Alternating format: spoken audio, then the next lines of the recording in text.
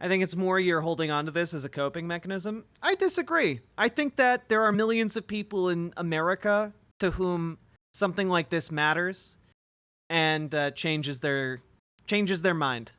It either dissuades conservative Latinos from voting for Trump and instead they stay home, or it might even encourage people to switch completely, and it will certainly motivate folks who might not otherwise turn out to vote for Harris, specifically as a fuck you to Donald Trump. Because you know what? That's all. Like, spite is an incredible motivator in elections. It might be one of the most powerful motivators.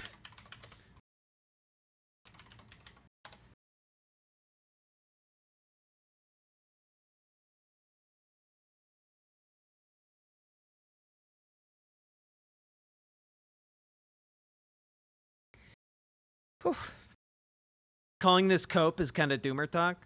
True. You know what? I don't traffic in doomerism, baby. Though I will tell you if something doesn't look good.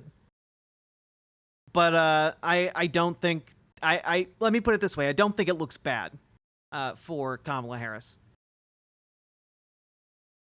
Spite is what keeps you alive when you got nothing else. It's true. Trans people basically survive on spite.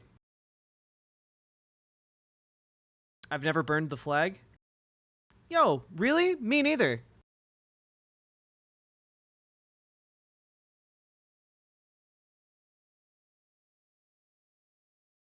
Pew, pew, pew.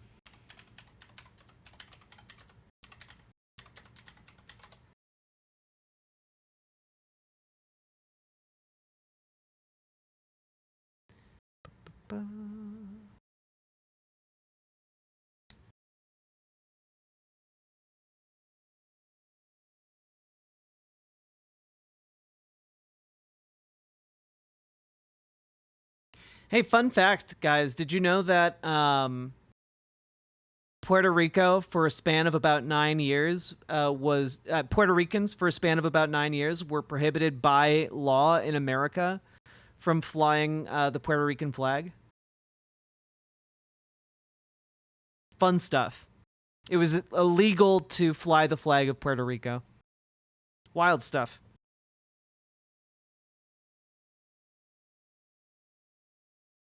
Flag facts.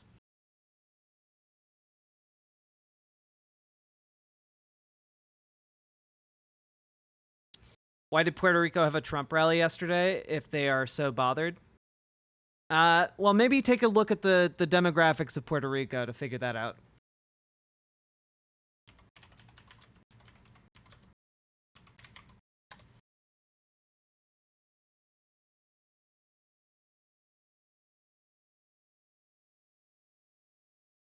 On the mainland or in Puerto Rico?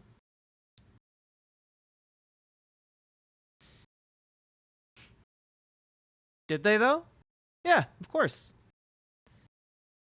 Probably because they knew they needed to do damage control. Yeah.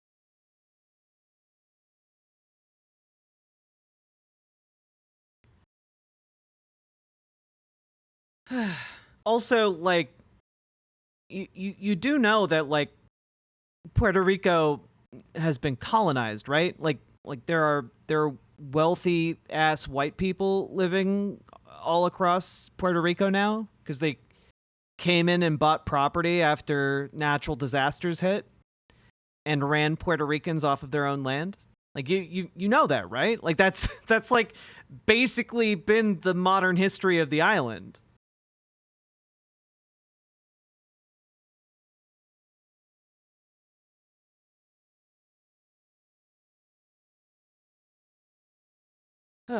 So yeah, I'm not surprised that rich, predominantly white assholes attended a Trump rally in Puerto Rico. What about the Puerto Ricans at the Trump rally that said they weren't offended? Look, you can always find a minority of people who are willing to say anything. But something tells me that, well, frankly, it's gonna matter. Trump's Puerto Rico fallout is spreading like wildfire in Pennsylvania. Huh, that's so crazy. Many Puerto Rican voters in the state are furious and about racist and demeaning comments at the Trump rally. Let's see. Particularly nearly 500,000 Pennsylvanians of Puerto Rican descent. Evidence of the backlash was immediate on Monday. A nonpartisan Puerto Rican group drafted a letter urging its members to oppose Trump on Election Day. Other Puerto Rican voters were lighting up WhatsApp chats with reactions to the vulgar display and raising it in morning conversations at their bodegas. Some are planning to protest Trump's rally Tuesday in Allentown, a majority Latino city with one of the largest Puerto Rican populations in the state. And the arena Trump is speaking at is located in the middle of the city's Puerto Rican neighborhood. Yeah, I don't think they're a fan of that. Oddly enough. It's spreading like wildfire throughout the community, said Norberto Dominguez, a precinct captain with the local Democratic Party in Allentown, who noted his own family is half Republican and half Democratic voters. It's not the smartest thing to do to insult people, a large group of voters here in a swing state, and then go to their home asking for votes. This was like a gift from the gods, said Victor Martinez, an Allentown resident who owns the Spanish language radio station La Mega, noting some Puerto Rican voters in the area have been on the fence about voting at all. If we weren't engaged before, we're all paying attention now, Martinez said. He added the morning radio show he hosts was chock full of callers Monday, sounding off about Trump rally comments, including a Puerto Rican Trump supporter who is now telling people not to vote for the former president.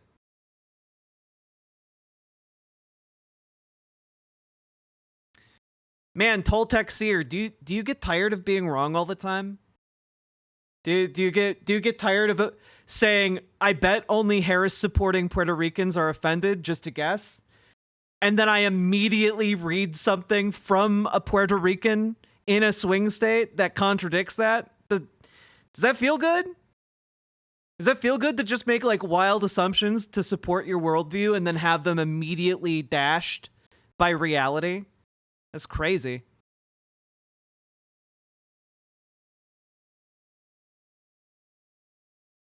In response to questions on the comments and whether Trump was planning to publicly denounce them, Trump campaign press secretary Caroline Leavitt said in a statement, due to President Trump's plan to cut taxes, end inflation, and stop the surge of illegal immigrants at the southern border, he has more support from the Hispanic community than any Republican in recent history, which is notably not a yes.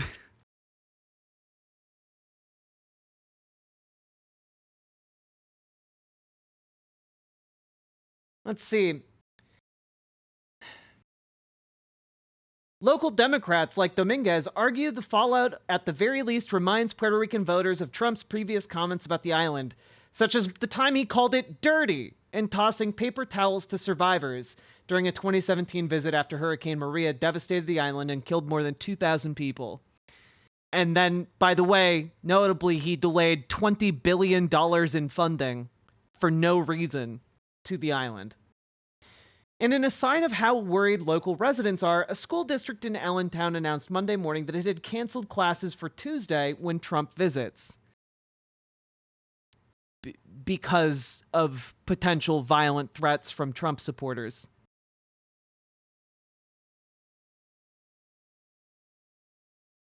Yeah. Other Trump allies and his running mate J.D. Vance have downplayed the rhetoric as just jokes. During a rally in Wisconsin Monday, Vance said that he had not heard the joke, but that it was maybe a stupid racist joke. But maybe it's not.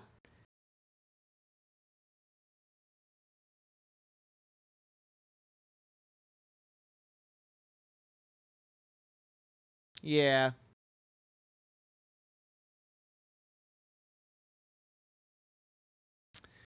Crazy. Anyway. Oh, but many local Puerto Rican community members are unwilling to let go of the comments. Roberto L. Lugo, president of the Pennsylvania chapter of the National Puerto Rican Agenda, said the nonpartisan group will be releasing a letter shared exclusively with Politico condemning the comments and urging Pennsylvania Puerto Ricans not to vote for Trump. Lugo, who was born in Puerto Rico and now lives in Philadelphia, said Pennsylvania and Puerto Ricans are really disturbed over the comments. I'm not a Republican. I'm not a Democrat. I'm independent, Lugo said. But at this point, it's not about political partisan issues. It's about the respect and honor our Puerto Ricans and Latinos deserve as citizens and legal residents of this country. That's the issue. We held Trump and his campaign responsible for this disgraceful act. That's wild. Toltec Seer, I just know growing up, no one made this much fuss over comedic jokes. Why? Did you grow up in a shithole? Did you come from like a shithole neighborhood? Full of shithole people? Like, did you grow up with like a family of like shithole people? Like that's what happened? So you never got upset because you were just like, oh, when people call us shithole people, we're, it's just accurate. It's just an accurate joke. Grew up in the 80s in a shithole family. In the shithole neighborhood, right? Like your mom was a shithole, your dad was a shithole, your siblings were shitholes. Like, Las Vegas, not a shithole? No, it's a shithole. Not only is Las Vegas a shithole, everyone who lives there covered in shit. Grew up in a Dem household? Man, a shitty Dem household.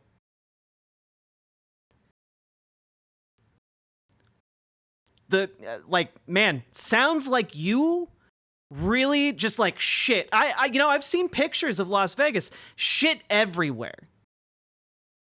Shit on the walls. Shit on the ground.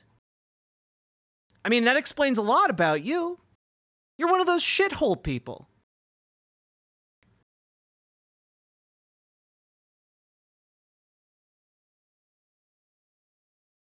Not in the nice part of Vegas? Oh, there's not a nice part of Vegas, man.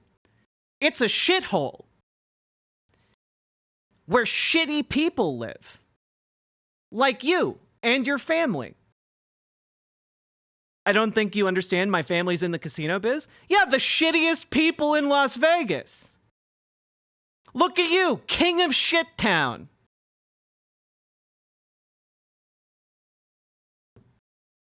I grew up in a very nice area. Oh, the nicest area in shit town. Wow. Walking around, look at all the excellent shit we have on our nice end of Shitburg.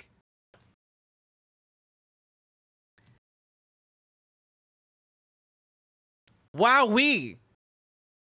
Surrounded by only the finest and the most fragrantest of shits. Why, did the turds gleam golden when you stepped outside?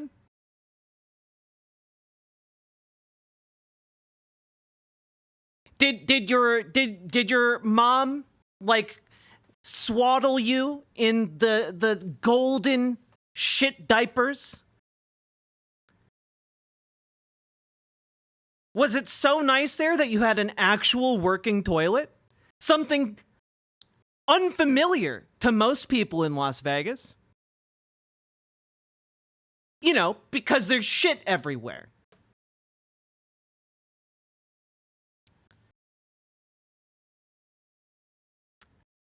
How did it feel growing up surrounded by shit people?